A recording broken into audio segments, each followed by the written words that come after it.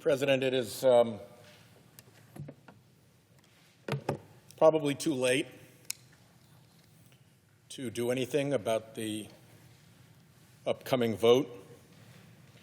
I know a little bit about how this place works, and at this point, the proverbial die is likely cast.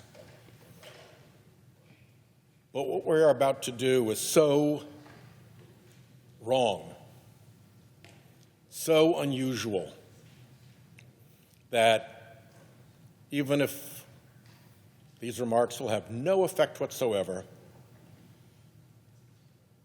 I feel obliged to come to the floor. We are about to vote into high judicial office an individual who managed to engage in 3 separate, significant episodes of prosecutorial misconduct in 6 months.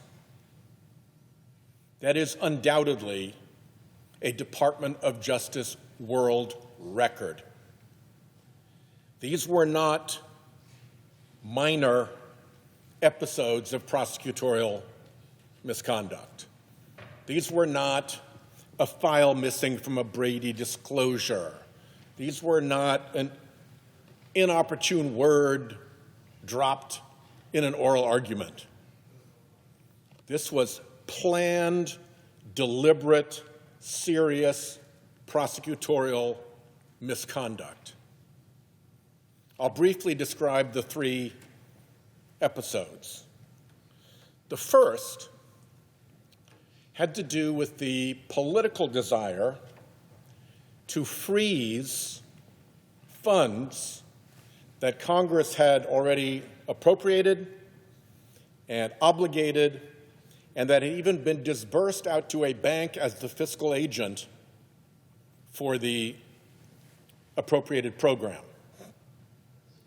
But because it involved clean energy, the Trump administration wanted to claw that money back. The time for a presidential veto had long gone. There was no federal hold on the money. It was in a private bank. So really, that cow had left the barn. But they were so insistent, because they hate clean energy so much, they had to get this money back. The White House was demanding it, presumably. So here's the plan that they cooked up. Emil Bove and the acting U.S. Attorney for the District of Columbia. They would create a fake criminal investigation. And on the basis of that fake criminal investigation, they would go to a judge and try to get an order to freeze the funds that they were so irritated about. Remember what I just said, a fake criminal investigation. It's kinda Prosecutor 101 that you don't pursue fake criminal investigations. There's prosecutor language for how you go about starting a criminal investigation. You have to have something called predication, some reason to believe that there's a crime. But they needed a criminal investigation in order to find a way to seize the money, so they started a fake one, or at least they tried to. How did that work out? Not that well, actually, because the chief of the criminal division, a career experienced attorney, said, "Boss, there's no crime here. We can't do a criminal investigation if there's no evidence whatsoever of any crime." For her pains, she was driven out of the office, forced to resign. So then they shopped it around the office. Is there anybody else willing to sign this pleading? Any career attorney in the very big U.S. Attorney's Office for the District of Columbia? None. No one would sign it because it was a fake criminal investigation. So the U.S. Attorney went in on his own. That almost never happens, to try to get the order from the fake criminal investigation. And the magistrate judge shot him down, said, nope, no chance. And that almost never happens because U.S. attorneys don't go into court unprepared, and they want to enjoy the credibility of the local bench. And so they go through all sorts of hoops, every conceivable effort to make sure that a request for a judicial order or warrant is well supported. Not this time, it was too important. The fake criminal investigation is completely outside of what is appropriate for a prosecutor's responsibilities. It gets, actually, if you can believe it, worse, because they had a client in this, the rather corrupt individual who now runs the Environmental Protection Agency. And they let their client run all around in the media, on the news, publicly disparaging the recipients of those funds, which included groups as ominous and dangerous as Habitat for Humanity.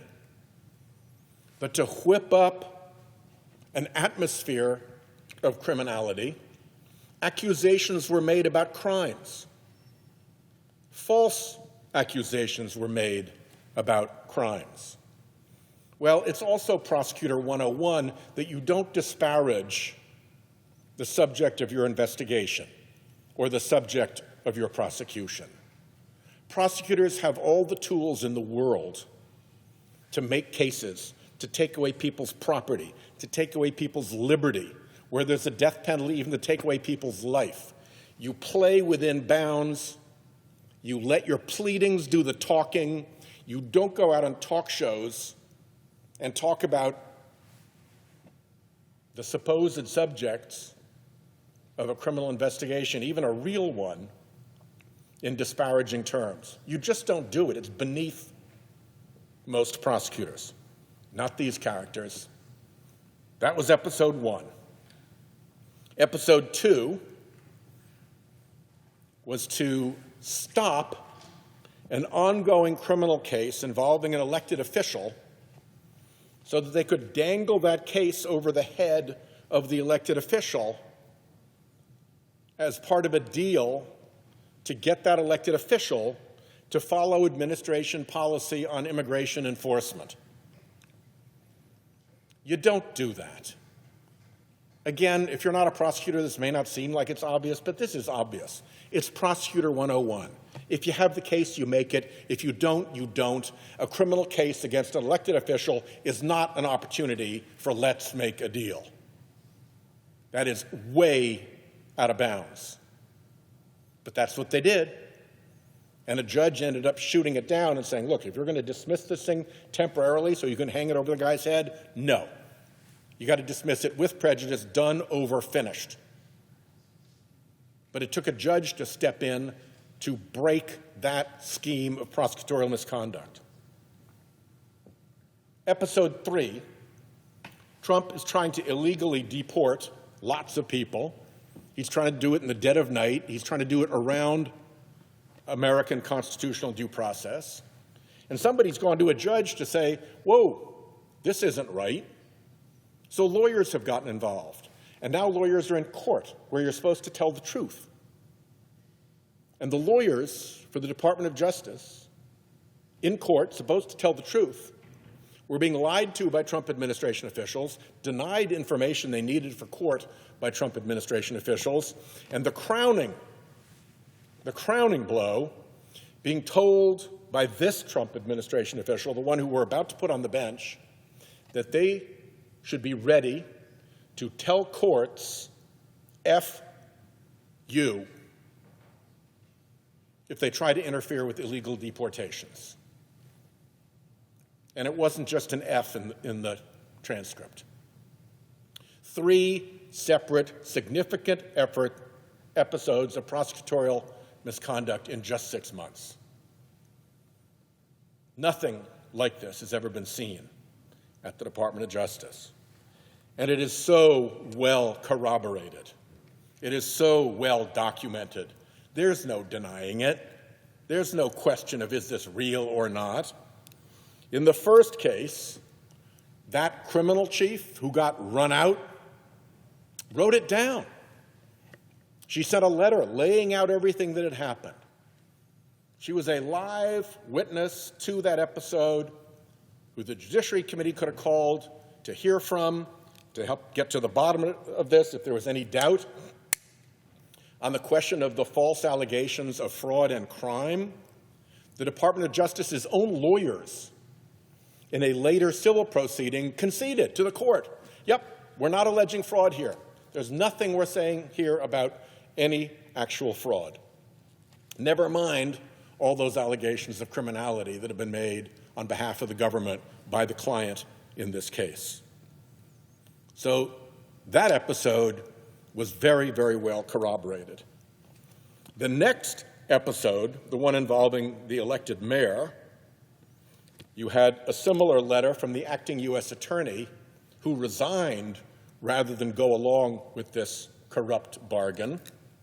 You had Trump's own border czar who went on television to confirm that this was, in fact, an agreement, that they had, in fact, done let's make a deal with an elected official over a pending criminal case. Your own client at that point is confirming it on live TV. And a whistleblower came forward. So you had a whistleblower as well. You had triple-decker confirmation of that second episode of prosecutorial misconduct. As to the deportations and telling prosecutors to get ready to tell courts, F you, multiple whistleblowers, and lots of corroboration from actual emails and texts at the time. You had prosecutors texting each other about that FU comment. If it had not occurred, those text chains would have made no sense. The first response would have been, what are you talking about? But instead, everybody knew what was being said in the text chain because they'd been in the room, they'd heard him say it. And now two whistleblowers have come forward on that. So you have multiple whistleblowers, lots of written evidence from career prosecutors, statements by Trump officials corroborating these schemes. And what have we got? Monkey see no evil, monkey hear no evil. Shove this guy onto the court because Trump wants it. Oh, did I mention he was Trump's criminal lawyer in the cases in which Trump was convicted of crimes. The hearing was a shocking disgrace. I guess it turns out that nowadays, in order to get through a judicial confirmation hearing in the Senate Judiciary Committee, all you need to do is to remember to say, I don't recall, that would not be appropriate for me to answer, or that information isn't public. You learn three answers and you get through the hearing because the majority will never force the witness to answer an actual question. It actually gets a little bit worse with respect to the deportation matter, because there was another line of corroboration that could have been developed to prove this character's involvement in this scheme to fool the judge and ultimately to simply refuse to obey a court order. And that was that after all this nonsense went down in front of the judge, judges aren't stupid. He knew he was being had. He found probable cause of contempt of court, opening the prospect of a hearing with evidence into contempt of court, where witnesses would have testified, where the full email and text chains would have come into the record, where there would have been an indisputable judicial record of what took place. Well, what became of that? It got stopped by two Trump appointees who stopped the contempt proceedings through a device called an administrative stay over the dissent and objection of the third judge, the one who was not a Trump appointee. So two Trump appointees stop a hearing into contempt of court by the Trump DOJ. An administrative stay is supposed to last hours or days. Not too long ago, Justice Barrett chided a Circuit Court of Appeals for an administrative stay that had lasted 2 weeks. This administrative stay that stopped the development of the evidence of this individual's misconduct has been in place for 3 months without explanation. Just enough time for the Trump operatives in the DOJ to shove this individual through the confirmation process where real questions and real answers never appeared,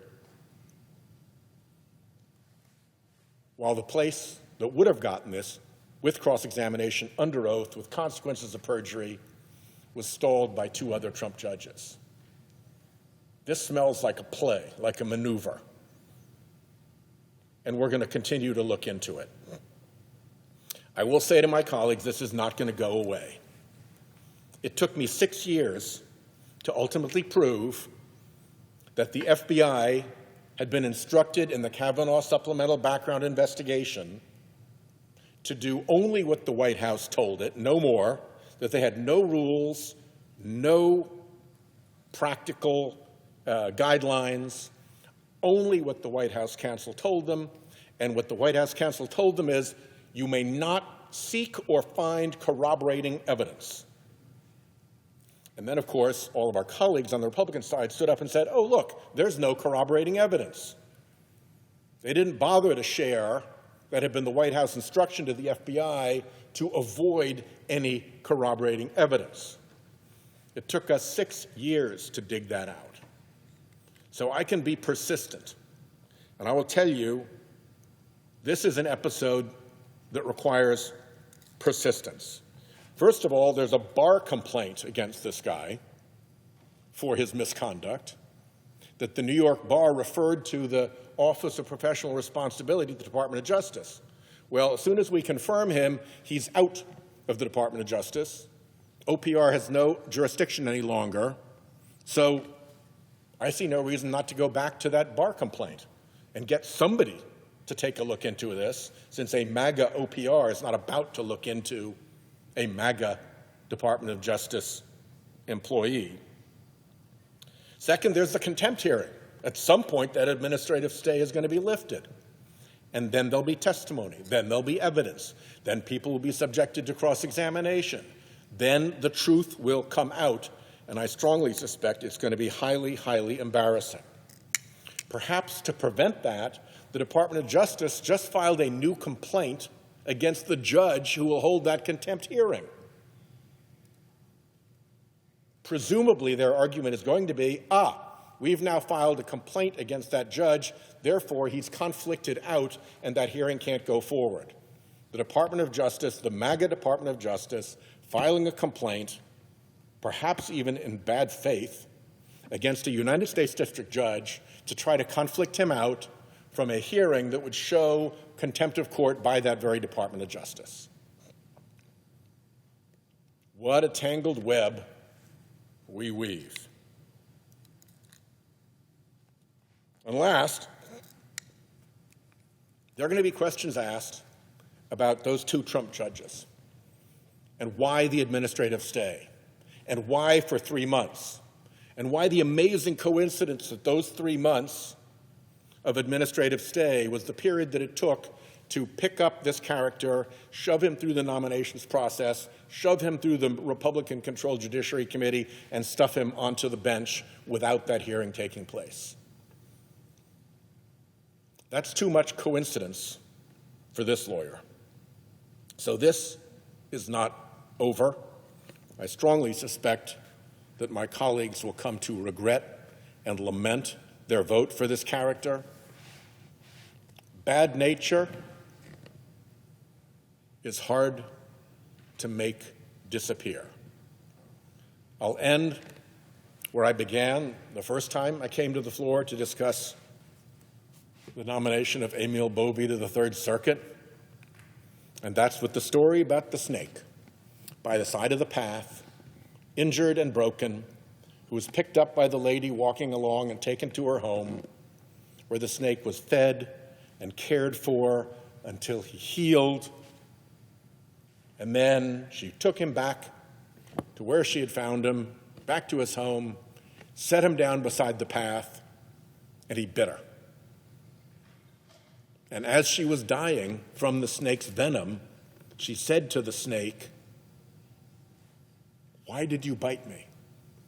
The one who picked you up, the one who cared for you, the one who fed you, the one who brought you back here to your home area." And the snake said, "You knew when you picked me up that I was a snake. This is my nature."